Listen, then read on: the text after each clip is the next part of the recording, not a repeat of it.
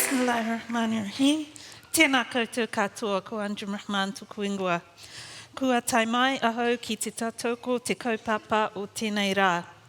I want to begin by acknowledging mana whenua, and because I'm also a Waikato woman, I'm going to acknowledge the kingitanga and King Tūheitia.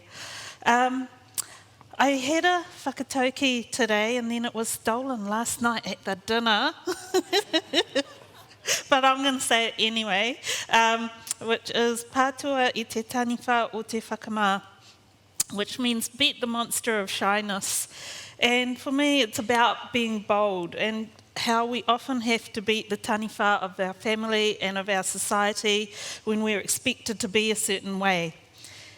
And, for me, it's also honouring the people that do stand up and dare to be different. So I want to share something that I heard. A sheikh came to our mosque many years ago and was giving us a talk, and he said, the most valuable person in your community is the person that you don't even know is there. And you don't even realise they're there until they're gone. They moved away, they've passed away, and then suddenly you realise the toilets aren't as clean as they were anymore. And the floor hasn't been vacuumed regularly like it was. And then you remember it was that person who used to do those things. And they used to do them quietly, without any fanfare, without, anyone knowing anything much about it. And I think about all the very many people across Aotearoa who work quietly in the background, doing wonderful things. And I stood for Parliament 3 times for central government and City Council once, each time unsuccessfully. But through that process, I got to know all these people who would just turn up and they'd pound the streets and deliver pamphlets. They'd come to committee meetings and they'd organise, and those meetings were boring as shit. They were long drawn out affairs about where the, placards would go and how much money we're spending on advertising and and these were people that weren't the candidate. They never got the spotlight, they weren't seen. They didn't go on to become MPs, they didn't get to drive in those ministerial flash cars, they didn't get to make the big decisions in Parliament, they didn't get the big salaries.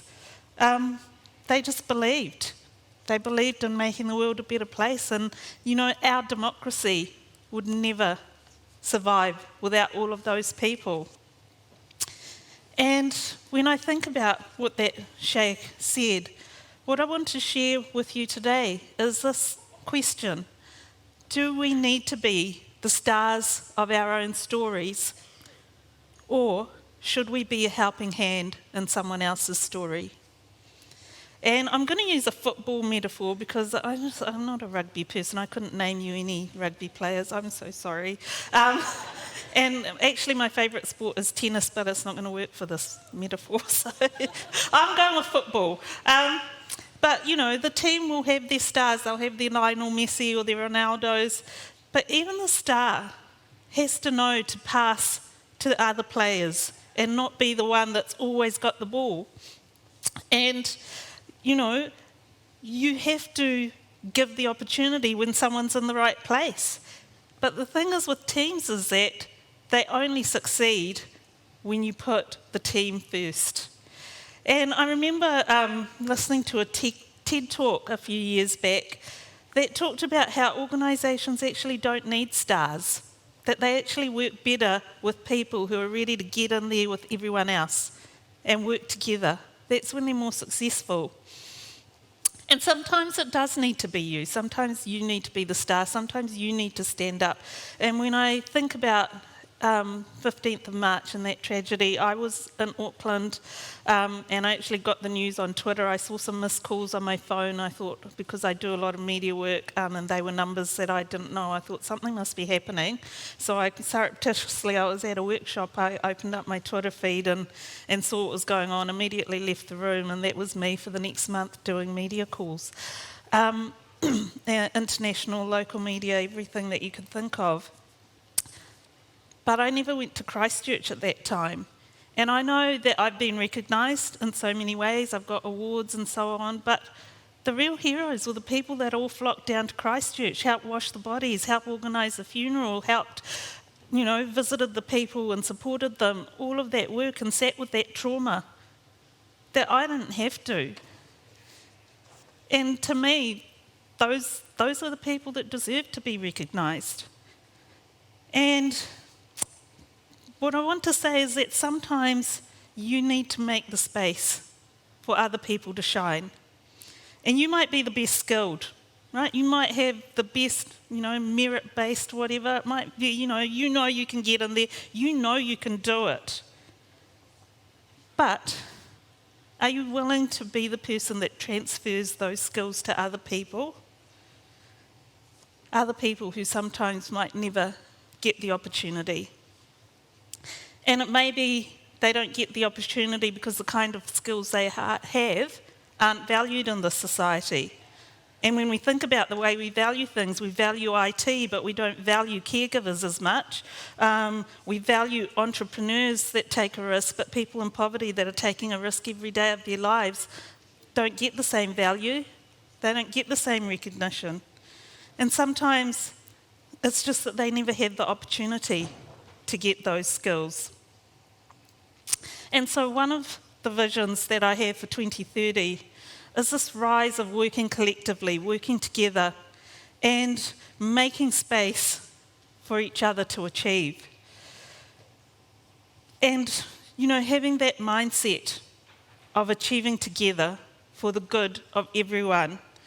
Because I know that with the current challenges we have in the world, we aren't going to get to 2030 having solved them unless we do it collectively.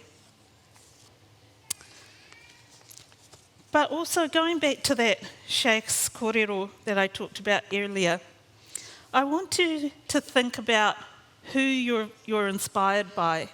And I have to say that, from the bits that I've attended of the conference, there are amazing people here. They have inspiring stories. They've shown courage and bravery.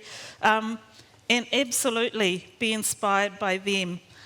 But I also want to share another story. Last year we travelled around the country to 46 towns and cities across Aotearoa, and we talked to people about their feelings of belonging, and we had these deep dive conversations. And in Kaikohi, I met this woman, and she told us about her life. And she said, my mum used to sell drugs. I had my first drugs at 13. I was pregnant at 15. I've been in and out of rehab. I have 5 kids, and by court order, I'm not allowed to see any of my kids. And she had been homeless.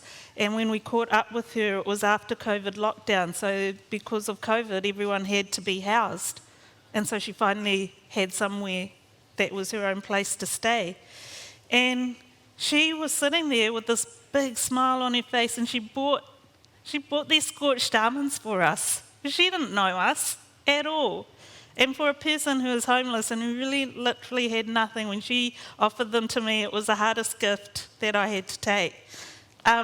But there she was with a big smile on her face saying she'd been 37 days drug-free. And sometimes success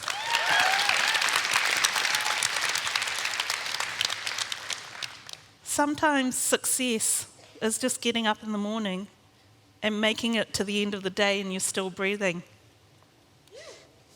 And, for all the stories of success that you hear, there are thousands of people who didn't succeed, who tried and didn't get anywhere.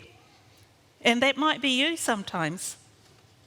It could be you. You can have big dreams and you can do all the mahi and you don't get there. And the question is, how are you going to deal with failure? Because that is just as important as how you deal with success. And I can't remember who said this to me, but again, it was at a talk, and that person said that the people that actually succeed are the ones who can pick themselves back up one more time after they fall. Because you are going to fall. You will. And if you can keep picking yourself back up and trying again, and failure sucks. It's awful. And give yourself the time and space to feel, to grieve, to feel bad about it, to feel awful. Those are all legitimate feelings, and you need to give space to them. But then see if you can keep picking yourself back up. As I've said, I've had my own failures. As I stood for central government, I stood for city council, and each time that I didn't make it, I didn't even get close to making it with central government. I was not even in the ballpark, and it hurt a lot.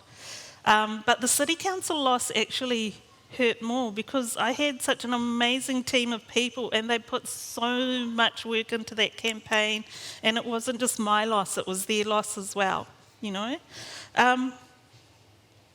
And it is a very public failure. Everyone knows you didn't get in, you know. But you have to do it. You have to just pick yourself back up and say, okay, that didn't work. I didn't make it. What do I do now? What do I do next? And I do it when I'm ready. But also, how do you deal with other people's failures? Because that is also critical. How do you treat them? How do you judge them? Or do you support them? And what about if we have to carry people? And as a society, we do sometimes have to carry people who aren't within our model of success. And when I think about that woman in Kaikohe, she had been in and out of rehab and none of it had worked for her. And it was because they were trying to fit her into a mould that just didn't work. And we have this measure of what a successful life is, and you have to have a steady job and you have to work this hour to that hour, or you have to work 2 or 3 jobs on casual 0-hour contracts that are never enough to pay the rent, but if you don't do it, oh my God, you're a bludger, you're lazy, you're no good, you're no value. And one of the other people that we talked to that was really interesting, we went to Motueka, and they called themselves the River Tribe. And this person was talking about, all they want to do is sit by the river, have their campfires, meet all the travellers, be stoned half the time. I didn't say that. And just live their life. They don't want to contribute, they don't want to do anything, they're happy to look after the river, clean up the rubbish, keep it a nice, safe place. Can we not see that as success? Can that not be a version of success? But instead, these people are getting physically beaten up, they're being removed from their land, they have nowhere to go. And it feels incredibly sad. So my second vision for 2030 really is moving out of this industrial revolution mindset of efficiency, productivity, cookie-cutter lives of when you have to be at work, when you have to come home, how you have to live. And living in a new age 10 years from now, that success looks different. That success is more about who you are than what you have and where you've reached. Thank you.